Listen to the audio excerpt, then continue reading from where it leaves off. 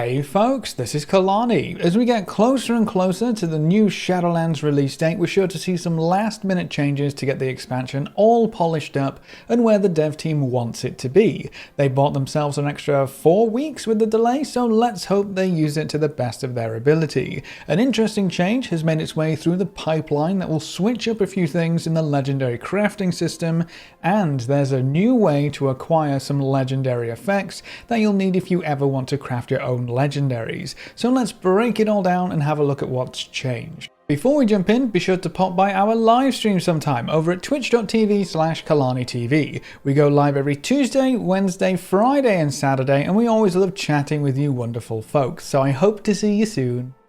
The first major change here is to the legendary crafting system, specifically for obtaining Soul Ash and using it to create and upgrade legendary items. Soul Ash comes from Torghast Cell Block Wings. That's the only place you can get it, and it's on a weekly loot lock system.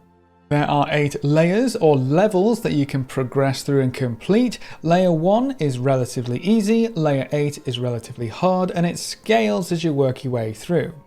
Each layer that you finish will give you some Soul Ash, and you can earn Soul Ash from each layer once per week. The great news here is that if you can venture into the higher layers, completing a layer will actually award you the Soul Ash from that layer and any layer below it that you haven't already looted in that week. So if you can do the absolute highest layer, which is layer 8 right now, you actually only ever have to do that one once per week, and you'll get the rewards for every single layer all at once. It's a very nice move that lets you save some time every week, but the change here is to how much Soul Ash you can obtain from these cell block wings. There are 2 wings active at any given time, and each wing could reward you with a maximum of 50 Soul Ash previously, so if you could do every layer in both wings, that would put your max weekly gains of Ash up to 100. That was a nice round number because your first legendary required 100 Soul Ash to craft. If you were able to complete the Torghast wings in your first week, you could get your first legendary in week 1. Sounds simple enough, right? Then upgrading your legendaries would cost 100 Soul Ash per upgrade rank, and we have a total of 4 ranks right now. So rank 2 would cost you 200, rank 3 would cost you 300, and that final rank 4 would cost you 400 Soul Ash. Nice round numbers, and it translated directly to how many weeks you need to progress in Torghast to earn your legendary items or legendary upgrades. The dev team has changed all of those numbers. They increased the amount of Soul Ash you can earn by about 10 times across the board, and then they increased the amount you need for legendary crafting by about the same, but sometimes quite a bit more. Things don't line up quite as nicely after these changes. Here's a table to make it easier to see.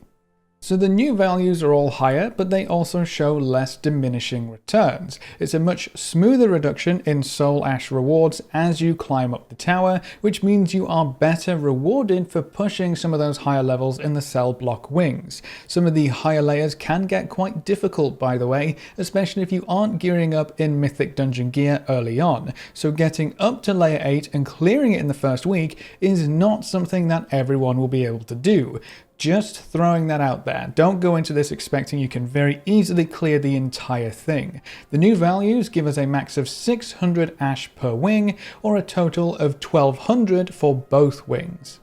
As for the amount of Soul Ash that is needed to craft and upgrade legendaries, this has been increased at differing levels. Your first legendary, for example, now requires 1250 Soul Ash, making that completely unobtainable in your first week of progress in Torghast. Rank 2 costs 2000 Ash, so that's more or less in line with before. Rank 3 will cost you 3200 Ash, and then rank 4 is all the way up at 5150 Ash. With everything combined, you will basically just be earning an upgraded legendary slower. The only difference here is rank 2. That's actually going to be faster to obtain than previously, which is a bit weird. Now you may be asking, why the sudden changes? Why make it so we cannot get a legendary in the very first week of the Shadowlands expansion?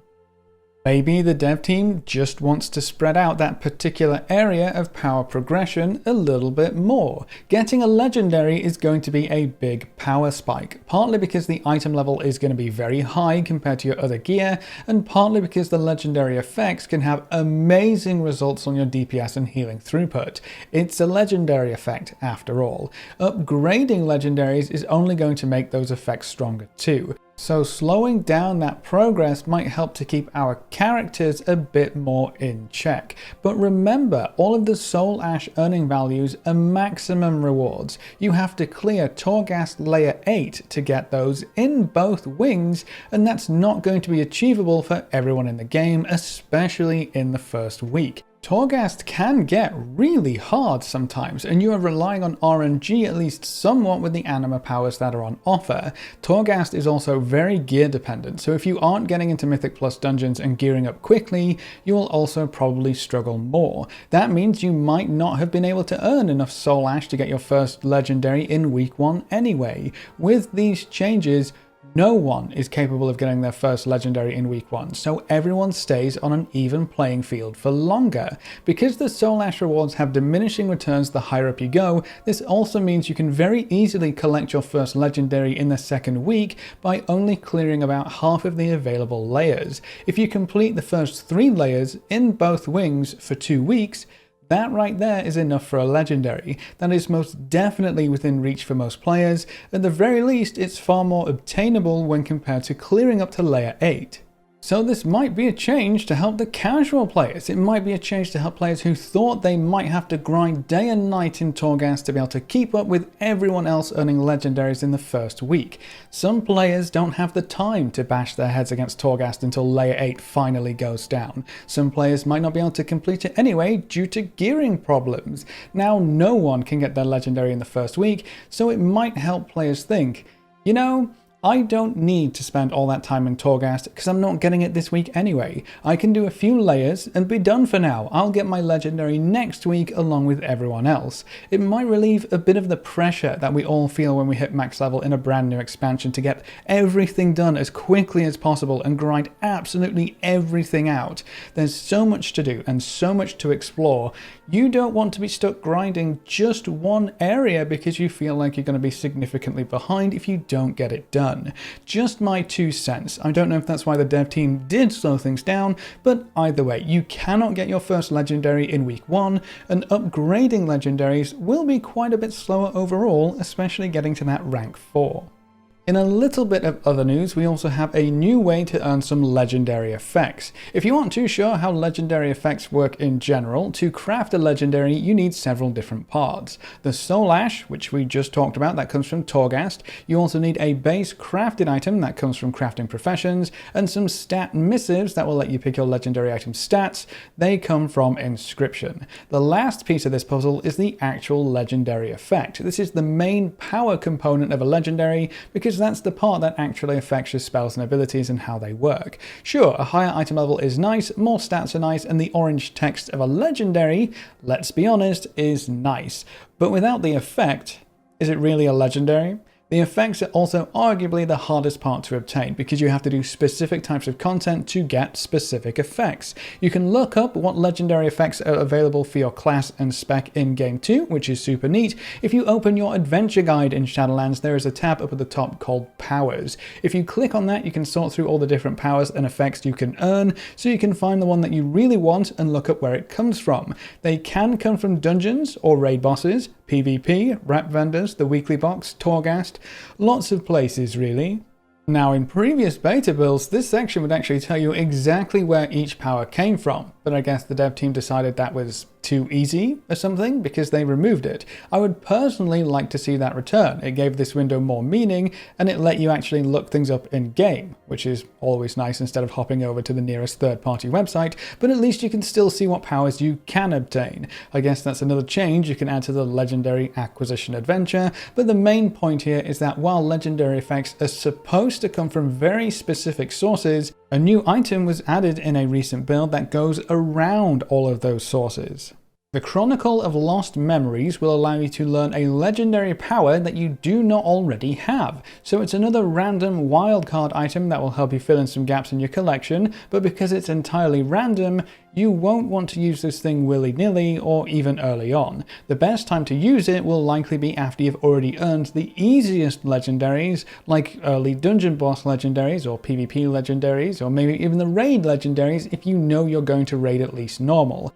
Now this might leave you wondering, what's the point of learning a random legendary if we know exactly what to do to get each legendary effect anyway? There are two potential answers here, depending on you. The first is, this item might be easier for you to acquire than the actual pathway of the legendary effect you want. We don't know exactly how to get this item yet, but I imagine it's going to be a bit of a grind no matter which way you look at it. A similar item was introduced for conduits, which work in the exact same way as legendary effects. They come from specific locations and sources, and then an item was added to the More Vendor which allowed you to earn or even upgrade a random conduit. The More Vendor is all about grinding, so I wouldn't be surprised to see this new legendary item pop up either on the same vendor or at least something similar. Farming a currency and rep is arguably easier, even if it might take longer or more playtime when compared to something like earning PvP currency or killing raid bosses. So if you can't raid or don't raid,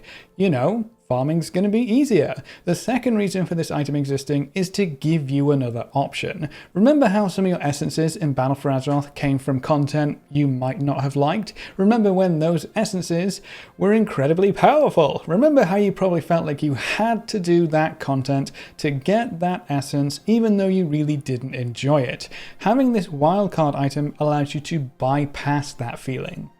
Maybe your best legendary effect comes from PvP, but you don't want to PvP. You hate the idea of rogues stabbing you in the back and warlocks fearing you constantly and tanks just never dying, so you can use this random legendary effect item instead. If you have every other effect besides the PvP ones, because PvP is really the only thing you hate with a burning passion, you should get those legendaries without ever having to step foot into the battleground. It gives you options, which is something the dev team seems very interested in this time around. So you can get legendary effects from raid bosses without raiding. You can get the Torghast effects without doing a lot of Torghast, you know? Sure, what you get is going to be random, so it's a bit of a toss-up, and you will want to earn as many other legendary effects as you can before using these items to try and get what you actually want, and sure, it might take longer overall depending on how we can earn these items.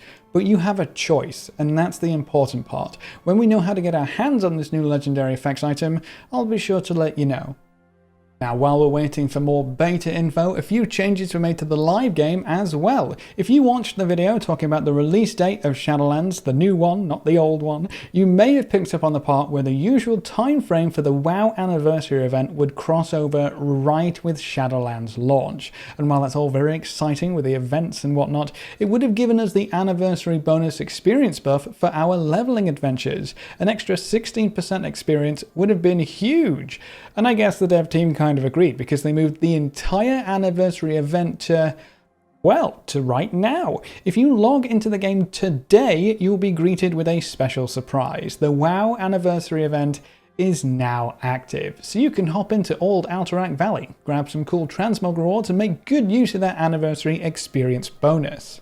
It feels like we've had so many experience boosts recently, and this one is going to be the last one for a long time. So if you still have any alts you need to level, get them done before Shadowlands launches. I feel like we've said that so many times at this point. But either way, the anniversary event will last until the 22nd of November, so literally right up until the Shadowlands release date, which means we won't be able to make use of any of those bonuses for Shadowlands itself, but we can make use of them to get ready. And then the last thing I wanted to point out relating to the live servers is that the big rep bonus is gone. The impressive influence bonus served us well and allowed us to smash through so many reputations over the last few months, but I guess it's time to say goodbye. Rep farming is going to feel so slow after that crazy buff, but hopefully most of you managed to get all of the reps you wanted up to Exalted, so you don't have to worry about them in the future. Still, it's sad to see the buff go. Maybe we'll see similar buffs introduced during the next expansion lull while we're waiting for whatever comes after the Shadowlands, but we'll have to wait quite a while before that comes around. But that's it for this video. What do you think of the changes to the legendary crafting systems? Do you think slowing down legendary acquisition and upgrades is a good thing overall, or do you wish they had kept it the way it was? How about the anniversary event being moved up and dropped into our lap? Are you going to take advantage of the even faster leveling, or are you all leveled out at this point? Leave all your thoughts in the comment section below. If you want to help us get ready for Shadowlands, or just ask us a couple questions, you can find us over at twitch.tv/KalaniTV. We stream every Tuesday, Wednesday, Friday and Saturday, and watching the stream and coming to say hi is one of the best ways you can support the channel right now. And if you ever wanted to be included in the long list of names at the end of every video, a subscription on Twitch is the easiest way to make that happen. You get a free sub to any Twitch channel if you have Amazon Prime too, so be sure to take advantage of that. A big thank you to everyone who has subscribed on Twitch already, and to our supporters over on Patreon. You can see their names floating by on screen. If you want to join these lovely guys and gals, well, now you know how. Remember to leave a like just below the video before you leave, and if you want to see more, make sure to subscribe. But apart from that, thanks for watching folks, good luck and have fun, and as always I will see you next time.